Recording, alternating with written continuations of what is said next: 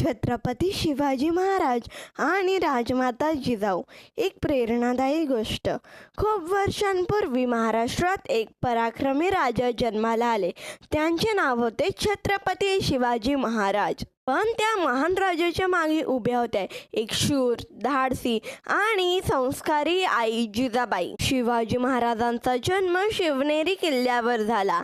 लहानपणी त्यांना त्यांच्या आई रामायण आणि महाभारताच्या गोष्टी सांगायच्या. जिजामाता नेहमी त्यांना सांगायच्या, बाळा, अन्याय कधी सहन करू नकोस, नेहमी सत्याच्या आणि धर्माच्या बाजूने उभा राहा. लहान शिवबा खूप हुशार आणि धाडसी होते.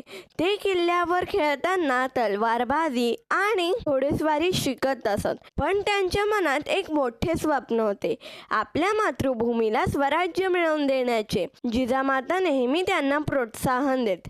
त्यांनी त्यांच्या मनात स्वराज्याची ज्योत पेटवली होती. त्यांच्या संस्कारांमुळे शिवाजी महाराज मोठे होऊन शूर, न्यायप्रिय आणि प्रजेला प्रेम करणारे राजा बनले. शिवाजी महाराजांनी अनेक किल्ले जिंकले. त्यांनी कधीही निरपराधी लोकांवर अन्याय केला नाही, स्त्रियांचा सन्मान राखला आणि सर्व धर्मांचा आदर केला. एकदा जिजामातांनी रायगड किल्ल्यावर शिवाजी महाराजांचा राज्याभिषेक होताना पाहिला. त्या क्षणी त्यांच्या डोळ्यात आनंदाश्रू आले. त्यांना अभिमान वाटू लागला की त्यांच्या संस्कारांमुळे घडवलेला मुलगा आज हिंदवी स्वराज्याचा छत्रपती झाला आहे.